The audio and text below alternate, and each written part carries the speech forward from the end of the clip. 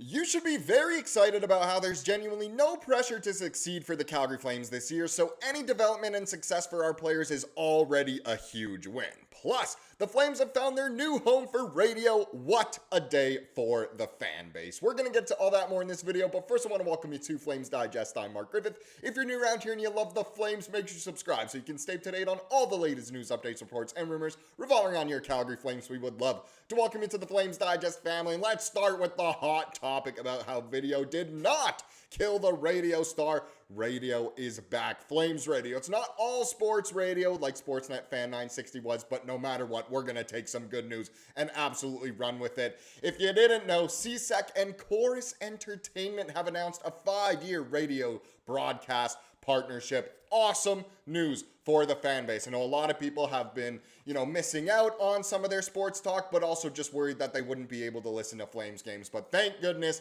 Chorus has stepped in, CSEC has stepped in. They've got this exclusive 5-year partnership announcement for all Flames radio broadcasts across the region. So going to obviously be on QR 770 AM. Fantastic news. We'll just get into a little bit of a description here. So CSEC Chorus Entertainment announced today an exclusive 5-year partnership for all Calgary Flames radio broadcasts to fans across the region. Under the agreement, all Calgary Flames home and road games will be broadcast on QR Calgary 770 AM, giving Flames fans a dedicated radio station to follow the team this upcoming season and for years to come. Here's a quote. "We're excited to share this news with our fans and most importantly, to let them know we heard them loud and clear as we now have a new home for the future of Calgary Flames radio broadcast," said Robert Hayes, Calgary Sports and Entertainment Corporation President and CEO.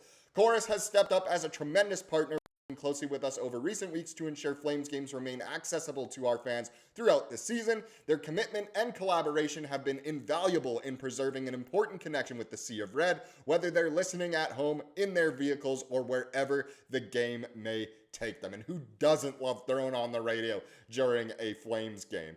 The partnership will provide fans with consistent access to live game coverage across 5 seasons, extending the reach of the Calgary Flames and connecting fans with the action wherever they are. We are thrilled to welcome the Calgary Flames back home as the station that broadcasts the teams in 1989. This is an incredibly special time for QR Calgary 770 AM, said Tammy Cole, Vice President Audio of Chorus Entertainment.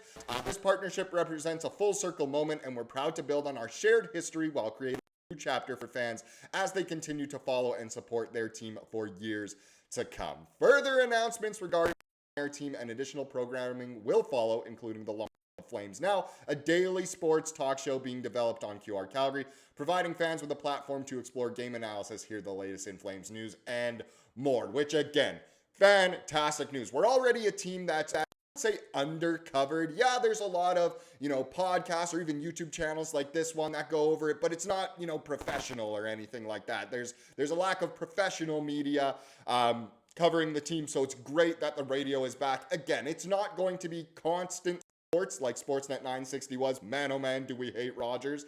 But it's good to note that the Flames games for sure will be covered. Sounds like there's a Flames Now show coming as well, which will happen daily, which is just awesome to hear. Obviously not going to be sports 24/7, but that's okay. We're not asking for absolutely everything. We're just glad to have this back. And if there's one little, indication of who might be on the show, Derek Wills was hinting in the comments on Instagram with a little eyes emoji of Flames and a little, I don't even know what that is. Is that a radio? Yeah, it looks like a radio, which is great to hear. I'm certain he'll be the play-by-play guy still, which is good for him. Obviously does a very good job and was with Sportsnet Fan 960 for so many years. So good to know that he will probably the voice of those on-air live games for the radio broadcast, which is great to hear. I'm sure we'll hear some more familiar names joining the crew there at QR 77. Sorry, I keep saying 77. 770 for both the live games and of course for that Flames Now show as well. I'm assuming there will be some familiar names, but hey, maybe some of you guys can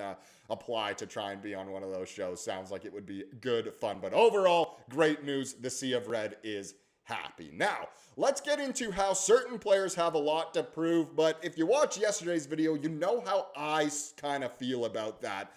So there's an article a couple days ago now by Matt Herron. So he writes 5 Calgary 5 Calgary Flames players with a lot to prove in 2026-27. And as you can see already, Matt Coronato's mentioned. If you missed yesterday's video, it was all about Matt Coronato and how, yeah, we would love to see him develop, but in my opinion, expectations aren't that high.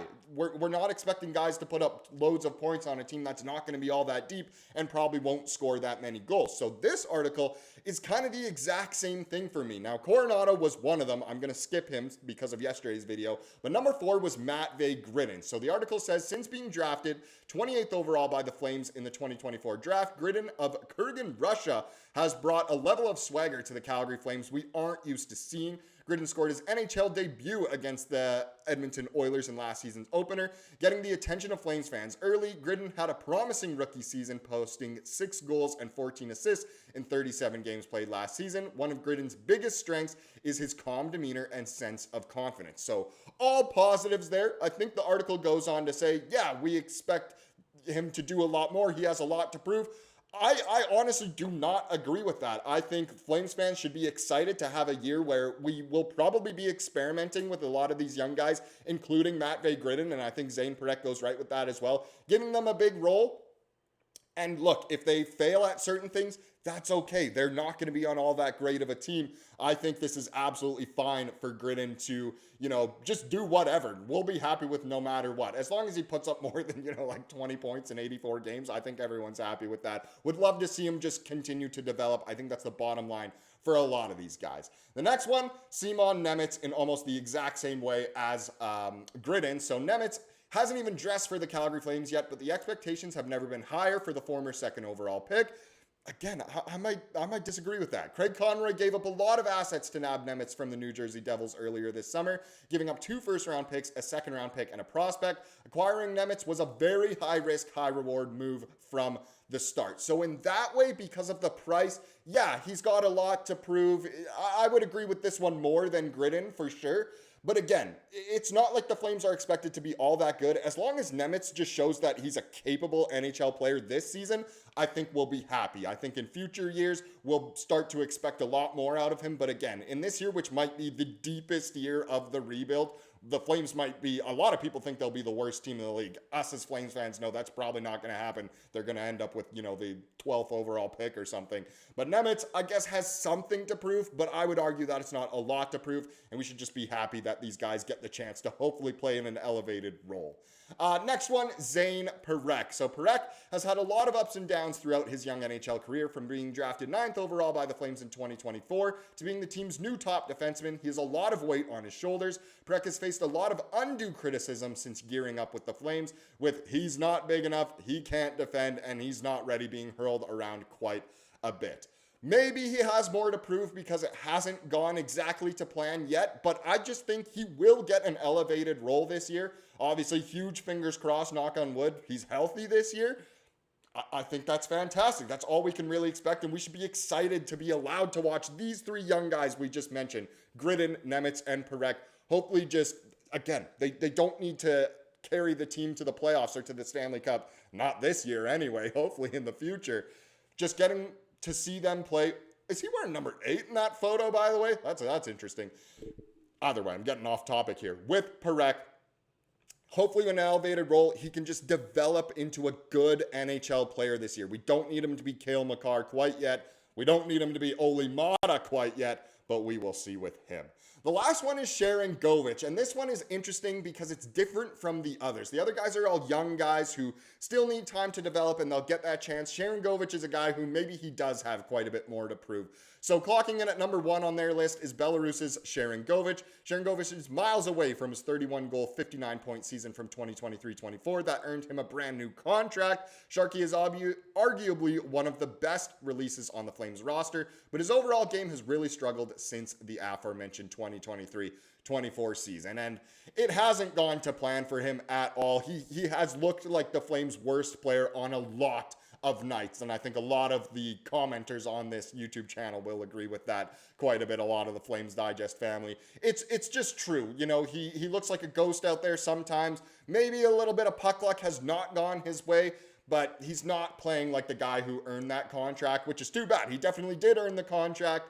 he's just not playing like it anymore, much like the Huberdeau situation. So I would say maybe Sharky does have a bit more to prove this year. With certain players gone, he might get a more elevated role with guys like Coleman and Kadri out. So we'll see for Sharky, but again, my personal expectations are not that high for him, and maybe he has a lot to prove, but it's not as important as the other three guys we just mentioned.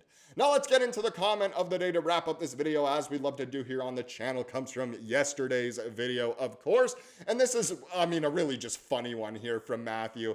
He says, first, try Atlanta Flames. Second, try Atlanta Thrashers. Mark is right, we need a hybrid of the two, so I'm voting for the Atlanta Flashers to be the next NHL expansion team for sure. That one obviously got a lot of likes there. It is a funny one. I almost said that in yesterday's video, but I just couldn't bring myself to do it. Such a good joke there.